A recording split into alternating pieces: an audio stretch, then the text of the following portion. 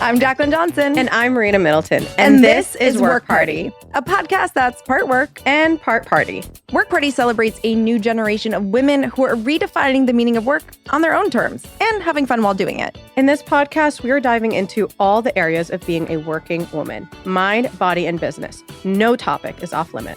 Real talk and hot takes. Think of us as your internet work wives. This is Work Party, the podcast. Wait, where's the champagne? Hey everyone, welcome to this episode of Work Party. We are so excited to be here in Austin, Texas. We are in a room with hundreds of amazing women, and we're going to kick off this episode with some live Q&A. Absolutely. We have so many amazing entrepreneurs, creators in the crowd. We thought, why not do some live questions, put us on the spot, see if we know our shit. We'll find out. We're all in this together. So we're going to kick off the first one. I think this is a good one for you. Okay. How do you pitch investors when you don't have a ton of traction yet? You don't. At least I wouldn't. I would say you want to pitch investors when you have some semblance of traction. And traction can look like so many different things. That could be an email waiting list. That could be an Instagram post that went viral. Traction is just showing, hey, I've identified a problem or a need and I have the solution and I want to bring it to life. So what I would say is, instead of pitching investors, talk to investors, have conversations, and nurture the relationship. The average fundraise takes 27 months. Yikes. A true nightmare. But really, those 27 months are about building those relationships as you're building traction. And then from there, you can go and pitch your business. Love it. I will take the next one. So I have a great idea and a small following. What should I build first, the product or the audience?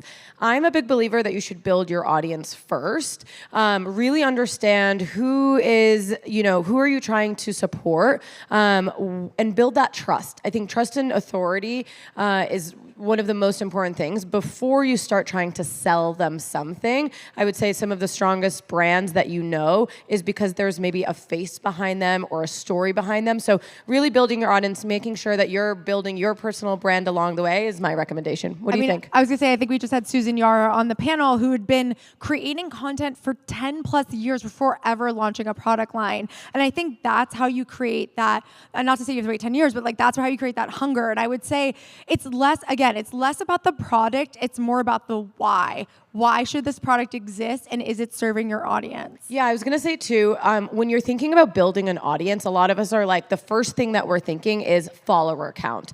I think you've heard so many of us already say, it's not actually your follower count. We have massive influencers that are amazing at content but don't have a converting audience. So focus less on the follower count and more on like that loyalty, that community, nurturing them, and then allowing them to learn how to convert with you. A quick little tip is, have you guys ever posted a story and then there's like the question box and you ask someone to ask you a question and literally no one asks you anything, and you're like, okay, well, this is awkward. What's really important from a marketing perspective is you actually have to train your followers, train your audience to ask you questions, to engage with you. So a big tip that I would give is, in that question box, if it's like, ask me anything about my launch or ask me anything about whatever, you start asking questions to yourself and answer it, so that way you can train them on, one, what it is you want them to ask, and two, you can also provide like the answer to those things that will help you convert. Wait, I'm dead. You're asking yourself questions. Yeah. I love it. Yeah. Listen, fake it till you make it, baby. No, and it works every time. Okay, you can take this one. And then we'll open it up for mics. So if we want to get the mics ready. What's a mistake you made in year one that you wish someone had just told you up front? Oh, that's a good one. I mean, there's so many lessons. I would say one is like, don't overthink it. Start by starting. I think perfection kills a lot of really good ideas. It really is about timing and iterating and learning. The other one I often say is like, I feel like in the earliest days of starting my first company, which was not Create and Cultivate, it was a marketing agency, I really went for cheap talent because I thought I couldn't afford someone senior. But actually, if I added up everyone's salary, I could have afforded someone who was much more senior and could have taken way more off my plate. I think we start to, when we're starting businesses, we get very nervous to spend any money. Of course, it's very scary, but sometimes those big risks pay off tenfold. Yeah, I was gonna say, one of my biggest mistakes is I launched Of course, whatever. And Whatever. After the launch, I literally took every dollar that I made because I made like 5,000, and I was like, I'm fucking rich. Let's go. No, I took literally like over $30,000 and put it towards a full new branded, custom built website. Y'all, that was the worst decision I have ever made. One, because my second launch wasn't a hit. So it was just like such an ego hit. And two, I went one and then two. And then the other reason is because no, you don't need a custom website right up front. You need to build your audience, you build your brand, build your loyalty throughout the years, because there's nothing worse than like spending all this money and then having to fully rebrand and also having a website you don't know. So that was my biggest mistake. I mean, remember when websites cost like hundreds of thousands of dollars? Our first website for my marketing agency, I learned HTML. Yeah. MySpace taught us all. Like I was ready. Now you can just do it on like Squarespace or whatever. It's like yeah, and still like design is really important, but I just don't think early on. Like you don't need to get this like fully custom website. Figure out what messaging lands first before you go like crazy. Yeah. Cool. Let's open it up for some Q&A. Does anyone have any Q&A? Perfect. And if you guys could stand up, introduce yourselves and your business, that would be amazing. We have pink in the front. We have so many. We have pink in the front. We got where's the mic white person? in the back. We got another one over here. I can't see. So she's over here. Come over here. Do you want to give it to we'll someone? Start here, and then we'll make our way. Don't worry. Thank you. And thank you for having me. Yeah. My name is Lindsay. I own a strength and conditioning personal training gym here in Austin, Texas. And my question is, like, what do I need to do to get from like a couple of $100,000 to $1 million? Because it feels like that's such a huge jump. And I'm like, oh my gosh, do I need to think completely different as a business owner, or like change my whole business model to play in the $1 million range? So your business model right now is based on gym subscriptions or classes? Personal training. So it's all service. one-on-one personal training. Okay, Yeah. And you're the only personal trainer. I have 8. Okay, you have 8. trainers, Amazing. yeah. Okay, great. And can they all use the space at once? I'm just trying to wrap my head around this. Yeah, so we do 4 at a time. 4 at a time, coaches, okay. 4 clients. So you do have a cap. So that's Right. just something to like understand, right? It's like you do have a So cap. we'll cap out. There's a cap out. With so, space. So with the 4 trainers doing sessions every single day, booked and busy, what would your revenue be? Do you know? So the revenue, it would be in the 700,000. Okay, so you for can never our make $1 cap. million. Yeah, So well, but that's okay. That we recognize that, we see it, and then we have solutions. So I think for you, it's like that's when you're talking about scale. So when you hit that threshold, or you're about to hit that threshold, that's when you need to start thinking about expansion and how to grow even bigger. And that might be a new space, which is scary. But like you have to start looking into that intention, right? So, and again, it could be a second space. How exciting! 2 locations. Now we can have more people. Is it another market? I think you have to think outside that. So you already know your goal, right, is to get to that 700,000 booked and busy mark. Then you're creating a wait list. You're creating buzz. You're creating excitement. And then you could start looking into your expansion. I think that's the best way to kind of think about it, is like, if you want to be $1 million business, you have to understand all of your numbers, your thresholds, and what's possible and what's next. And I would explore a bunch of different opportunities, whether it's a second location, a different city, an expansion on the space you already are at. I think there's a lot of different ways you could do that. Yeah, I was gonna say another option too. I just going back into like coaching and doing one-on-ones, it's obviously hard to scale that without doing that. So I would do semi-personal. So if you could do more group options, if there's an opportunity for when you don't have trainers to allow people to use this space. So really thinking about, okay, fine, this is like my highest tier is going to be the one-on-one. What are the like volume game to allow more people to, one, interact with your trainers, maybe your trainers to interact with more people. So just thinking about, can you diversify your revenue stream by adding 1 or 2 more options in that space would be my recommendation. I love the group idea. I feel like for me, if I can go to work out with like, again, 1 other person or 2 other people as like a group, like I feel like that could be really like a fun way to do it. Maybe you have like a happy hour and it's like, there's like a fun, from 4 to 6, you can do groups or something like that. That's a great way to expand. I like that idea. Reverse happy hour. Yes, reverse happy hour. I love it. Thank you. Right Great over question. here, right behind you. Hi, ladies. I'm Toria. I'm the co-founder of Creative Collective. We're a community space here in Austin, an incubator for female entrepreneurs. And my question for you is, what is your biggest piece of advice for anyone that's building community and building in-person experiences?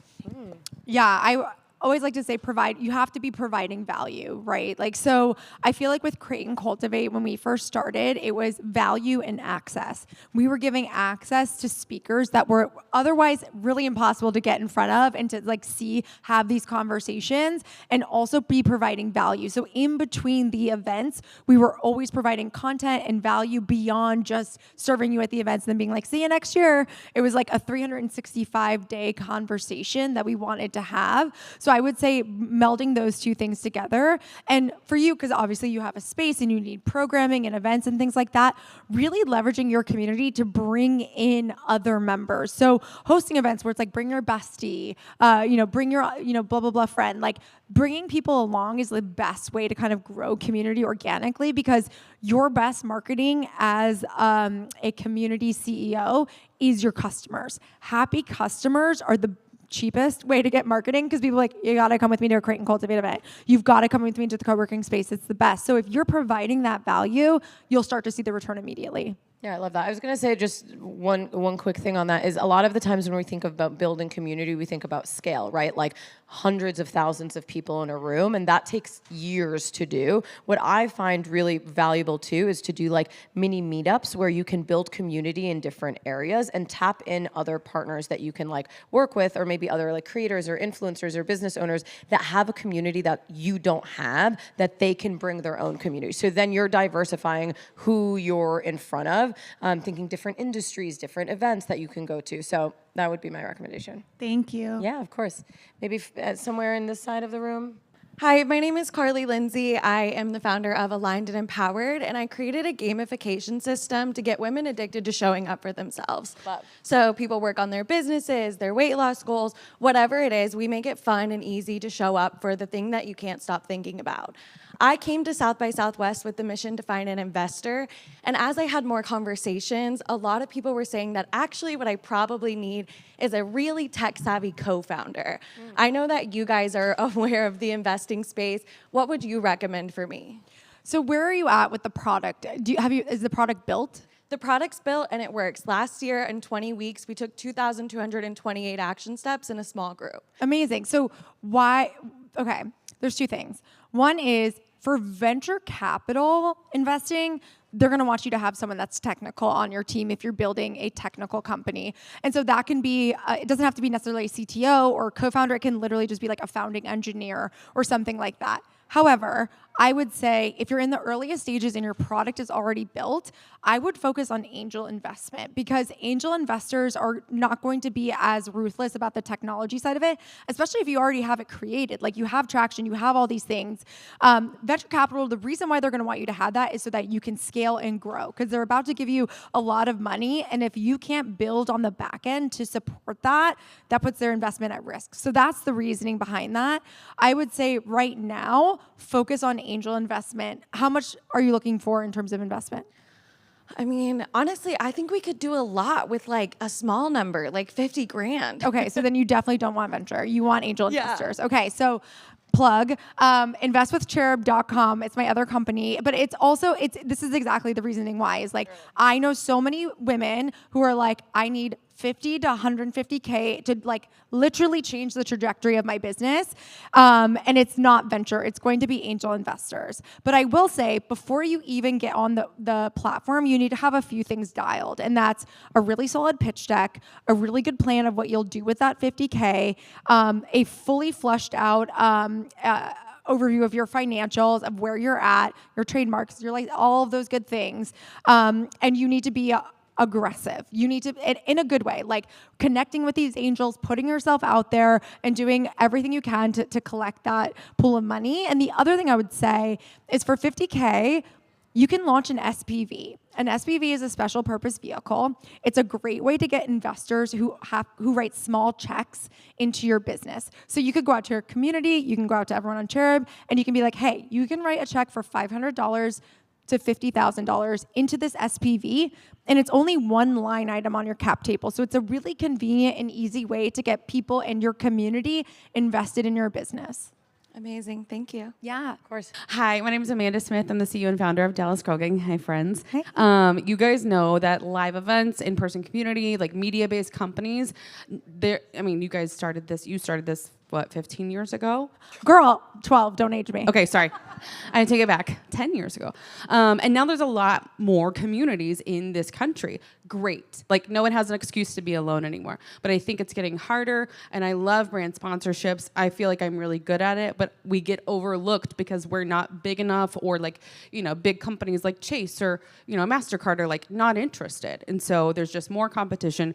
It's also risky to make that so much of your revenue. And I know you know this. So just like, what's your advice? Because community-based business is a hard game. Yes, 100%. I'll kick off and then I'll pass it to you. But yes, 100%. It took us a very long time to get to the Chases, to get to the big brands, and to really like build that trust. But here's what I'll say. There is a amazing market right now in the 5 to 15K range of sponsorship. Obviously, it's more challenging. There's more people to take care of. There's more things to do. But I think there is a lot of brands that are really, really good brands that want to spend with smaller, more localized, intimate communities.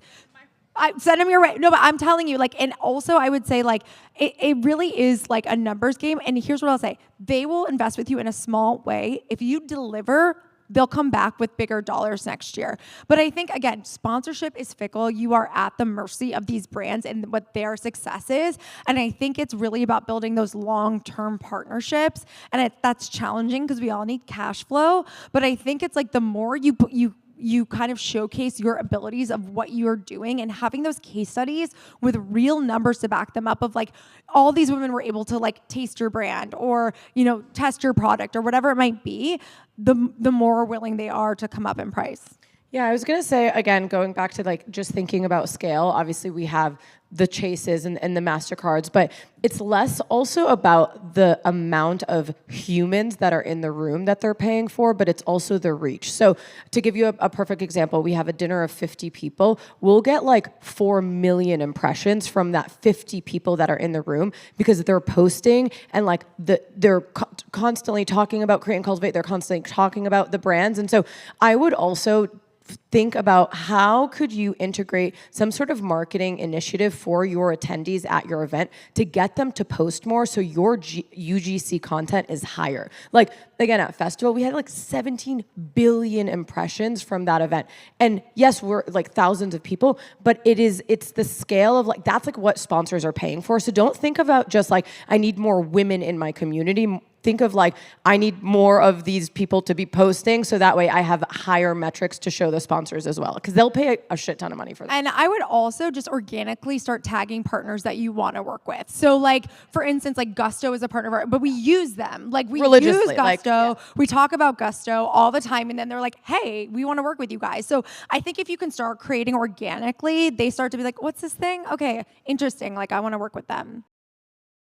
I feel like every founder, CEO, business owner hits this moment where they're like, okay, I can't keep doing everything myself. As a CEO and owner who truly does it all, I don't have time to spend nights researching payroll rules, stressing over HR stuff. That's why I use Gusto. It takes all of that off of my plate so I can actually focus on growing the business and taking care of my team. Gusto is an online payroll and benefits software built for small businesses.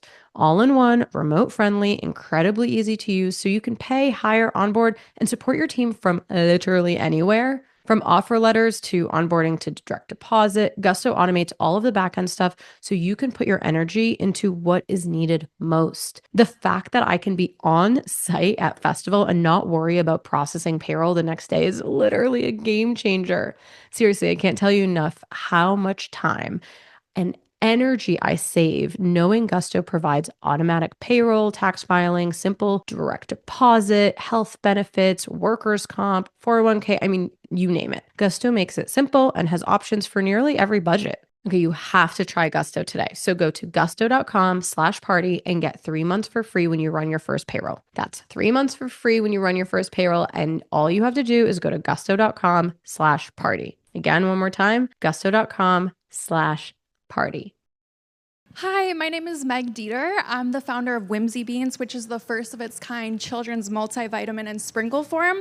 I created it for Sprinkle, adorable. Yes. I created it for my daughter who is autistic. And I come from marketing, but starting in the CPG realm, I just wanted to ask if you had imposter syndrome at any point are you over that? How do you get over that and just kind of break free and be able to be creative? Yeah, I'll kick off and then No, I love to tell this story. So I was interviewing Martha Stewart, like talk about imposter syndrome. And I literally I go, so Martha, have you ever experienced imposter syndrome like in your career, blah, blah? And she literally goes, I don't know what the hell that is. I literally was like, perfect answer, next. So I always thought about that. And I was like, she's like, I've never even heard of what that is. I was like, perfect. I wish we all could say that, but absolutely not. Like there's a reason you're in the room. There's a reason that you're building something that is so unique and special to you. You're solving a problem. Anyone can do this.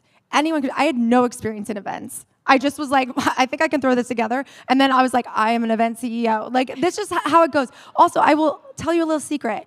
Amazon, all these massive companies, no one knows what they're doing. Everyone is figuring it out. Everyone is winging it. So don't ever feel like you don't deserve to be in the room. Yeah, I always tell myself, like, think like a man, okay? And I'm so serious about this.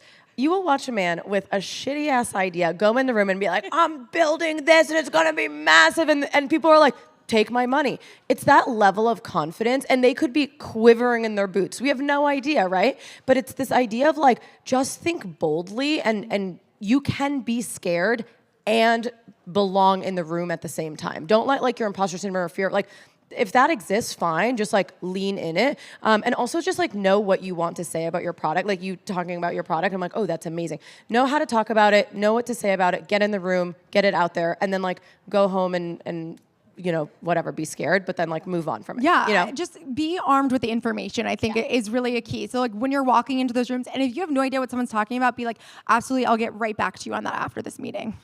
Oh. I feel like that works every time. Yeah, we have a couple more minutes for a couple more. You're running a really tight ship. Hi, my name is Dahlia Galpern, and I'm a founder of a movement called Rooted Beginnings, and that's to help children be understood by the adults in their lives.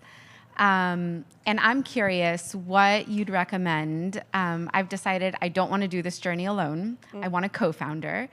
What is your recommendation on how to find that aligned co-founder that has similar values, a similar, passion and complementary skills?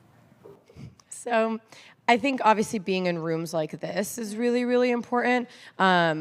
Being able to network and meet people. I met my partner because I came to a Create and Cultivate event, and then I like slid in her DM. Truly. So, no, it's literally nagging me.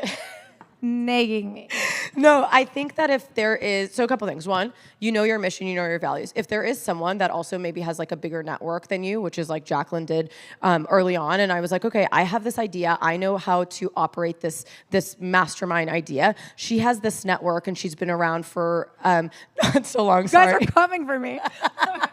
She's been around forever. Yeah, no. But I was like, I can provide value to her. She can provide value to me. So I thought that was really complimentary, and that's how I pitched her. So I would say, like, one, be in the room, be really loud about what you're building. But two, if you do think that someone could be a good fit, DM them and just say, hey, have you ever thought about this? I would love to talk to you. And if they say no, great, you're in the same position as you are now. If they say yes, great, take the, I had strep, when I first was pitching Jacqueline, I had strep and a double ear infection. And your girl was dying on that Zoom, but I was like, I'm gonna get on the Zoom and I'm gonna, crush it. And we launched Blueprint and it was amazing. So, and then like, again, it grew from there, and this is what you see now, but that would be my recommendation. Yeah, I agree. Listen, I will say it's very hard. It is very, very hard, especially when you've already started something, to find someone to come on board. Now, that being said, there's a few different things to think about. One is that bringing on a co-founder doesn't mean you have to bring on someone with like a 50-50 type of partnership. Like you can bring on someone that's like, I want you in on this company. I want you invested. I want you to be like a 15% equity owner. But like, I'm the founder, you're the president or the GM or whatever you want to call it. So that's a misconception. It's like everyone's always looking for a partner. You can find someone that's equally as invested, but it doesn't have to be equal equity. The other thing I would say is like, it's really important to have the hard conversations up front. Like, I think we had a very unique situation because we got to work together on something separate before we worked on Create and Cultivate together. So we understood each other's working styles. We got to like have our initial like bumps of the head and be like, okay, well, I like to do it this way. I like to do it that way, on even a playing ground. But like when we decided to do this together, we had a lot of tough conversations up front. Like what do you want this to look like in 5 years? Like, how do we think about this? Like, what kind of company do you want to build? Like, I'm going to do this. You're going to do that. And I think it's important to have those conversations up front. But I would also say in terms of looking, to your point, talk about your business everywhere, but talk about how you're looking for someone. Yeah. Because the more rooms you say that in, the more someone, when they meet someone, will be like, you know who you should talk to? And I feel like that's the best way to get it out there. Thank you. One more. We have literally one more. Hello. I'll try not to be long-winded. So I own a healthcare company, and I was able to scale my company to $3.5 million in 5 years. Okay. In annual revenue. So as a result of that, I've had a lot of people ask for mentorship. I built an online community to help other people in my industry learn how to scale their businesses. I have a conference that I host every year, and so my question is, how do I become profitable in the conference space? Spend less than what you're making. No, it's very, very challenging, right? Like running events is expensive, but I think one of the things that Create and Cultivate does is like we run profitable events. Like that has been our mandate since day one. And I think you really have to understand the cost of goods around everything. I think one thing that was like interesting is like most conferences are hosted in hotels or things like that, where it's like beyond expensive to do things. Like when I started the company, I was like, we're doing it in this abandoned warehouse. Everyone meet us there. But it actually was like, everyone's like, this is so cool. This is unlike any conference. So it was like, again, I was like very scrappy at the beginning, and then you can grow. But I think it's one of those things where you have to just have 3 different types of budgets. And this is something we do to this day. This is like our smallest version of the budget when we're starting out with sponsorship. You get some sponsors on. You're like, okay, we go to our medium budget, bigger RSVPs, bigger ticket sales. Then you go to your largest budget where it's like, we sold out. We have 1 million sponsors. So you can't just build an event one way and hope for the best. You have to build it cheaply, middle of the road, expensive, and then match based on your expenses and your sponsors. Yeah, so I live in our budget sheet. That's obviously literally my job. And so, that's why I was serious when I said like spend more than what you're making, but it's really important to spend less than what you're making. I think what's really important is to understand what is perceived value for your attendees, right? There's so many times that we're spending on things that your attendees will never know is there. But then you like splurge a little on maybe like, it's like the details. The one thing I have always loved about Create and Cultivate from the beginning is details. There's stickers everywhere, like things that are just like little tiny things that people will be like, oh, that's so nice that that's there. The experience, food, the talent, the connection, like all of that is really important. So prioritizing that. And then like our team, like at festival, I like really want this like insane thing, but that's if we hit a specific milestone. I want a carousel so badly. No, like a Ferris wheel. This was me with like confetti canyons in Chicago, which was like insane. We did it. It was amazing. But I'll also say in-kind partnerships. Yes. Great way to subsidize. In-kind partnerships are unreal. That's a good one. That's actually a good advice. Thank you. That's it for this episode of Work Party. Thanks so much for tuning in. Yeah. See you next time. Bye, guys. Thanks for listening to this episode of Work Party. If you like what you heard, follow, leave a review, rate the pod, or slide into our DMs. Check out the different ways you can create and cultivate on our website, createcultivate.com. From retreats and masterminds to our summits and festival. We have different experiences to support you through your entrepreneurial journey from launch to legacy. Follow us at Create Cultivate on all platforms, and don't forget, work hard. Party on. Please note that this episode may contain paid endorsements and advertisements for products and services. Individuals on the show may have a direct or indirect financial interest in products or services referred to in this episode.